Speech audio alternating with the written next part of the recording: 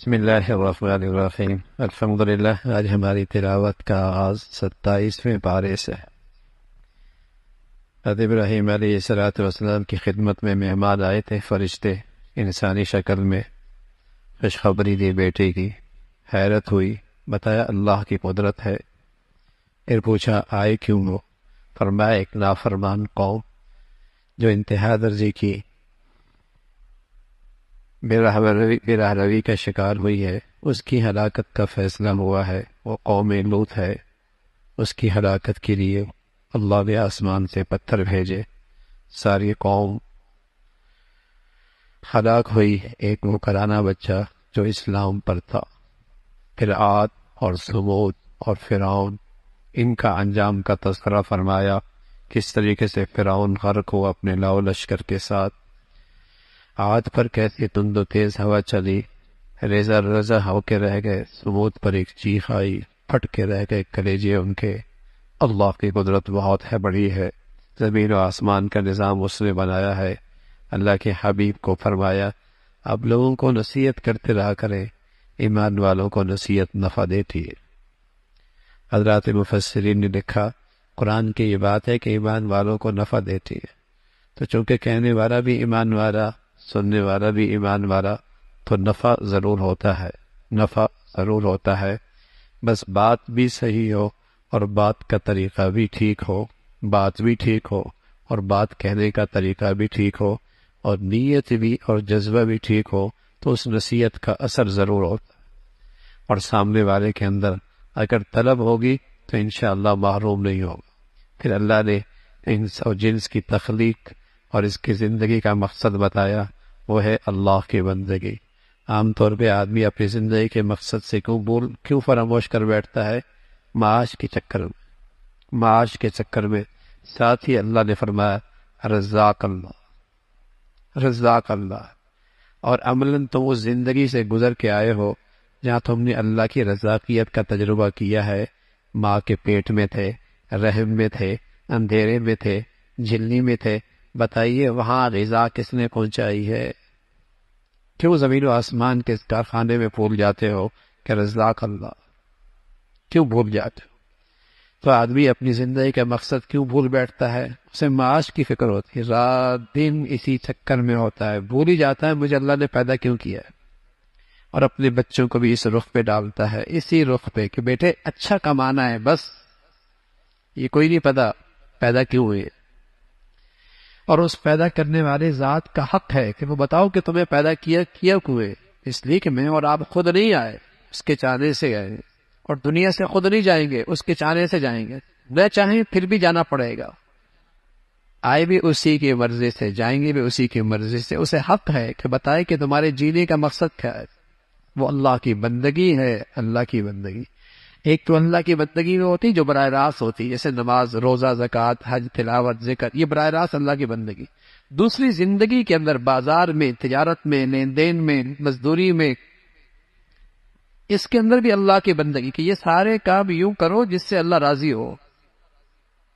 انہی بازاروں میں بھی اللہ کی بندگی ہو سکتی ہے، انہی سڑکوں پر بھی اللہ کی بندگی ہو سکتی ہے، انہی فیکٹریوں کارخانوں میں بھی اللہ کی بندگی ہو سکتی ہے کہ اس کو یوں کرو جیسے اللہ کی رضا ہے، جس میں اللہ کی چاہت ہے، جیسے اللہ کا حکم ہے۔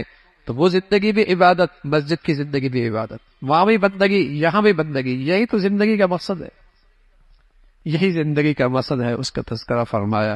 پھر سورہ طور ہے، سورہ طور کئی سارے قسمیں کھائیں، اور پھر فرمایا قیامت کا دن آنے والا ہے، قیامت واقع ہو، قیامت واقع ہوگی، عذاب آئے گا۔ اور جنتیوں کا تذکرہ فرمایا، جنتی نعمتوں میں ہوں گے، مسیحیوں پہ ٹیک لگائی ہوں گے، مشروبات پی رہے ہوں گے، چھوٹے چھوٹے بچے جنت میں ارد گرد گھومتے پھر رہے ہوں گے جیسے چھوٹے چھوٹے موتی ہوتے، اور جھپٹ کے ایک دوسرے سے مشروبات پی رہے ہوں گے۔ ان سے پوچھا جائے گا یہ سارا انعام تم پر کیوں ہوا؟ فرمایا ہم دنیا میں غافل نہیں تھے اس دن سے، ہم اللہ سے ڈرتے تھے کہ ہمیں اللہ کے سامنے پیش ہونا ہے۔ آج اس کا صلہ، آج اس کا انعام، اس کا یہ بدلہ ہے۔ اللہ کے حبیب صلی اللہ علیہ وسلم کی شان کا تذکرہ ہے۔ جو گستاخی کیا کرتے تھے نا آپ، ہمیشہ اللہ کے نیک بندوں کے ساتھ اہل باطل بدتمیزی کا معاملہ کرتے ہیں، آپ کو کہا کرتے تھے کاہن ہیں، مجنون ہیں، ساحر ہیں، کم عقل ہیں، یہ ساری باتیں اہل دین کے ساتھ، حضرات انبیاء کے ساتھ بھی اہل باطل نے ایسا سلوک اور ایسا رویہ اختیار کیا۔ آپ کی عظمت اور شان کا تذکرہ ہے۔ پھر سورہ نجم ہے جس میں اللہ رب العزت کے نبی کو خاص معجزہ معراج کا ملا۔ آپ آسمانوں پہ تشریف لے گئے اور آپ بیت المعمور گئے۔ معمور دنیا کا قبلہ بیت اللہ، آسمانوں کا قبلہ بیت المعمور، وہاں فرشتے طواف کرتے ہیں، جو ایک مرتبہ طواف کرتے ہیں جن کی باری آتی ہے قیامت تک دوبارہ باری نہیں آئے گی۔ فرشتے اللہ کی اتنی زیادہ مخلوق ہے، اتنی بڑی تعداد۔ تو زمین پر بھی اللہ کا قبلہ ہے بیت اللہ، آسمان پر بھی قبلہ ہے بیت المعمور، فرشتے اس کا طواف کرتے ہیں۔ آپ سدرۃ المنتہا تک پہنچے، وہاں فرشتوں سے براہ راست بات ہوئی، اللہ سے بات چیت ہوئی، جنت جہنم دیکھی، اس کا تذکرہ، اور پھر دنیا میں تشریف لائے، انعام لے کے آئے امت کے لیے۔ کیا؟ نماز کا تحفہ لے کے آئے، نماز کا تحفہ لے کے آئے۔ پھر اللہ کی بڑائی، زندگی اور موت اللہ کے ہاتھ میں، عزت اور ذلت کے فیصلے اللہ کے ہاتھ میں، وہ سلاتا، وہی سے رلاتا اور وہی ہنساتا ہے۔ اسی کی بندگی کرو، اسی کی عبادت کرو۔ زمین والے تو مان کو ہی نہیں رہے تھے کہ اللہ کے نبی ہے، معجزہ دیکھ رہے تھے، اللہ کی قدرت کے سارے شکار نبی کے ہاتھوں سے ان کی آنکھوں کے سامنے تھے، سمجھ بھی نہیں آ رہی۔ کہنے لگا آپ واقعی اللہ کے پیغمبر ہیں تو یہ سورج چاند تو ٹکڑے ہو جائے، ہم مان لیں گے آپ اللہ کے نبی ہیں۔ آپ علیہ الصلوۃ والسلام نے یوں انگلی کی، انشق القمر، سورج چاند دو ٹکڑوں میں ہو گیا، اور جیسے ہی دو ٹکڑے میں ہوا تو مشرک چونکہ ضدی تھا، ناواقف تو نہیں تھا، ضدی تھا، آپ ناواقف تو نہیں تھا، اس لیے کہ وہ آپ کو ایسے جانتا تھا جیسے اپنے بچوں کو جانتا ہے، وہ پوری زندگی آپ کی اچھی طریقے سے جانتا تھا، سچائی، دیانت، امانت خوب جانتا تھا، لیکن چونکہ ضدی تھا، تکبر تھا، اور اس کے سامنے مفادات تھے، آپ کی پیروی کریں گے مفادات سے دستبردار ہونا پڑے گا، نہیں مانا۔ کہنے لگا اوہو، اس کا جادو زمین پہ بھی چلتا ہے، اس کا جادو آسمان پہ بھی چلتا ہے۔ ضدی آدمی کے لیے ماننا اطاعت بہت مشکل ہوتی ہے۔ اس کا تذکرہ فرمایا، نہیں مانے۔ پھر قوم عاد اور قوم ثمود، اور ان قوموں کی ہلاکت کا تذکرہ قوم عاد کا، اور اللہ نے کئی قوموں کا ہلاکت کا تذکرہ فرمایا، اور بار بار ایک جملہ کہا، قرآن نصیحت لینے کے لیے بڑی آسان کتاب ہے، نصیحت لینے کے لیے بڑی آسان کتاب ہے۔ قرآن میں دونوں قسم کے الفاظ ہیں، کہیں تو فرمایا فَاسْأَلُوا أَهْلَ الذِّكْرِ إِن كُنتُمْ لَا، علم والوں سے پوچھ لیا کرو، یہ بھی قرآن کی آیت، علم والوں سے پوچھ لیا کرو۔ قرآن آسان کتاب ہے، یعنی قرآن میں واقعات ایسے موجود ہیں، قوموں کی ہلاکت اور ذلت اور پستی کے ایسے نشان موجود ہیں، نصیحت لی جا سکتی ہے۔ اور جہاں تک قرآن سے احکامات کا مسئلہ ہے وہ پھر اہل علم سے پوچھو، دونوں چیزیں قرآن کے اندر اس چیز کی رہنمائی موجود ہے، اس کا تذکرہ فرمایا۔ پھر سورہ رحمان ہے، اللہ کی خاص یہ قرآن مجید کی دولن ہے، دولن ایسی اللہ رب العزت نے اس کو ایسا بنایا ہے، اور ایک ہی صورت میں 31 مرتبہ ایک جملہ کا، فَبِأَيِّ آلَاءِ رَبِّكُمَا تُكَذِّبَانِ، تم اپنے رب کی کون کون سی نعمتوں کو جھٹلاؤ۔ جب اللہ کے نبی صلی اللہ علیہ وسلم سے جنات نے یہ آیت سنی، سورۃ رحمان سنی، تو جب بھی فَبِأَيِّ آلَاءِ رَبِّكُمَا تُكَذِّبَانِ آتے تو جنات کہتے ہیں اللہ ہم تیری کسی نعمت کا انکار نہیں کرتے، تکذیب نہیں کرتے، ساری تعریف آپ کی، ساری تعریف آپ کی، ساری تعریف آپ کی۔ تو اللہ کی نعمتوں کا تذکرہ ہے، اور سب سے بڑی رحمت کہ اللہ نے مسلمانوں کو اور انسانوں کو قرآن جیسا انعام عطا فرمایا، قرآن کا علم عطا فرمایا، اور قوت گویائی اور بیان عطا فرمایا، اور ساتھ جب قرآن کی تعلیم کا تذکرہ فرمایا تو فرمایا الرحمن، قرآن صلی اللہ علیہ وسلم اللہ کی رحمت کا شہکار ہے۔ قرآن میں جتنے احکامات ہیں اس میں اللہ کی شفقت چھپی ہوئی ہے، اللہ کی رحمت چھپی ہوئی ہے، اس میں انسانیت کی خیرخواہی چھپی ہوئی ہے۔ الرحمن علم القرآن، تو اسی ذات نے انسان کو پیدا کیا، قوت گویائی عطا فرمائی، اور پھر اپنے قدرت کے شہکار زمین پہ پھیلا دیے، کیسے کیسے پودے، کیسے کیسے درخت اللہ میاں اگاتا ہے، اور اسی زمین پر دو دریا بہتے ہیں، ایک دوسرے کے اندر ملتے نہیں، ایک کڑوا اور ایک میٹھا، ایسا لگتا ہے کوئی بیچ میں دیوار حائل ہے، لیکن نہ ایک دوسرے کا ذائقہ بدلتا ہے، نہ ایک دوسرے کے اندر پانی خلط ملط ہوتا ہے۔ کیا چیز رکاوٹ ہے؟ اللہ کی قدرت، اللہ کی قدرت۔ مٹی سخت ہے، سخت مٹی، آواز دینے والی مٹی، لیکن اس سے اللہ نے نرم انسان پیدا کیا ہے، نازک انسان پیدا کیا. مٹی سخت ہے، پیدا ہوئی اس سے کون؟ انسان نرم، ہاں، اور نازک. اس کا تذکرہ فرمایا یہ اللہ کی قدرت ہے، ہر چیز پہ فنا آ جائے گی، ایک اللہ کی ذات باقی رہے، ایک اللہ کی ذات باقی رہے گی. آخرت کا تذکرہ فرمایا کس طریقے سے سارے کے سارے اللہ کی بارگاہ میں حاضر ہوں گے، مجرموں کو سزا اور جہنم کہا جائے گا. یہ ہے وہ، یہ بھی اللہ کی نعمت ہے کہ جانے سے پہلے اللہ نے بتا دیا تم کن کن نعمتوں کو، اللہ کن کن نعمتوں کو جھٹلاؤ گے، یہ بھی اللہ نے بتا دیا. اور جو اللہ کے سامنے کھڑے ہونے سے ڈرا اور اس کی تیاری میں رہا، اس کے لیے 2 جنتیں، نعمتیں ہیں، باغات ہیں، اور وہاں بہتی نہریں ہیں. جنت دنیا میں یہ منظر بڑا اچھا لگتا ہے، نہریں بہ رہی ہوں، سرسبز ماحول ہو، مسیریاں لگی ہو، فرمایا جنت میں یہ سارے مناظر ہو. اور سب سے بڑھ کر وہاں کا حسن و جمال، اور وہاں کی حور اور اس کا حسن و جمال ایسے جیسے یاقوت کا موتی، جیسے یاقوت کا موتی جس میں کوئی گرد نہ ہو، اور ایسی پاک عورتیں جس کو آج تک کسی مرد نے، کسی جن نے نہیں چھوا ہوگا. اور ان کا حسن و جمال اور خوبصورتی چمکتے دمکتے یاقوت مرجان کے موتیوں کی طرح ہوگا. وہ 70 جوڑی بھی پہنی ہوگی لیکن اس کا اندر سے حسن جھلک رہا ہوگا.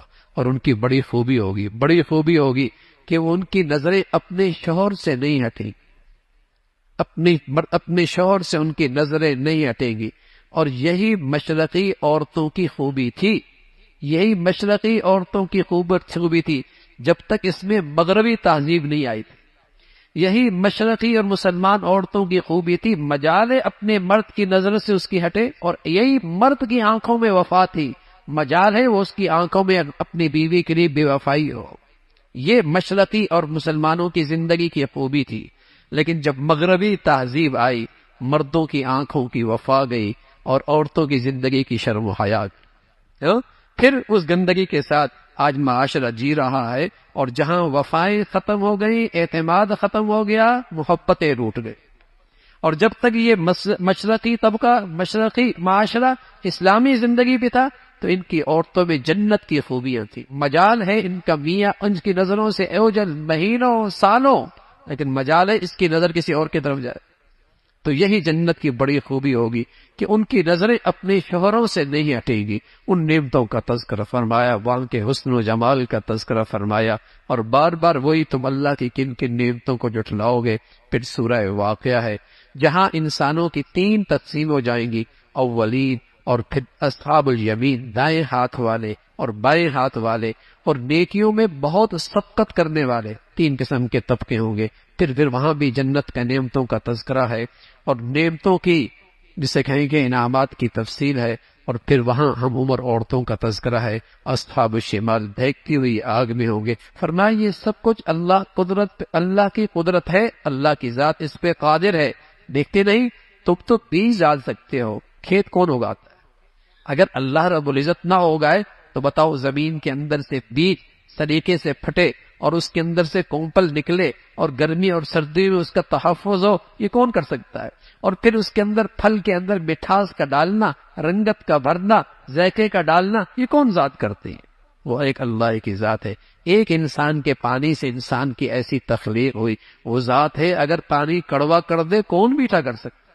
کون میٹھا کر سکتا؟ اسی ذات نے قرآن جیسی ہدایت کی شکل میں کتاب اتاری ہے جس کو پاکیزگی کے ساتھ، طہارت کے ساتھ چھو، پاکیزگی کے ساتھ اور طہارت کے ساتھ چھو.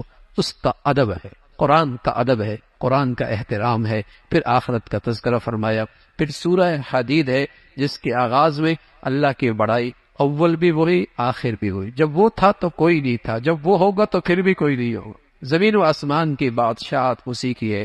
پھر صحابہ رضوان اللہ اجمعین کے خاص طور پہ ان کی تعریف فرمائی جو اسلام کے لیے جنہوں نے قربانیاں پیش کی، جان کی، مال کی. فتح مکہ سے پہلے بتایا ان کا مقام بہت بلند ہے، ان کی شان بہت بلند ہے.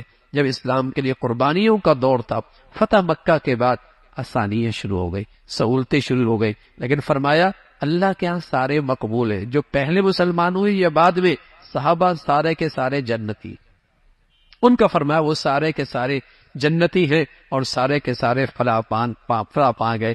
کل قیامت کا ایک منظر نامہ ذکر فرمایا. جب ایمان والے جا رہے ہوں گے، ان کے اگر ان کا ایمان کی روشنی ہوگی جو ان کے تمام مشکل گھاٹیوں سے، اندھیروں سے وہ روشنی انہیں کام آ رہی ہو۔ منافق کہیں گے ٹھہرو ٹھہرو، تمہاری روشنی سے کچھ ہم بھی فائدہ اٹھا لیں۔ تو ایک دم آواز آئے گی، یہ روشنی یہاں نہیں ملتی، یہ دنیا میں ملا کرتی ہے۔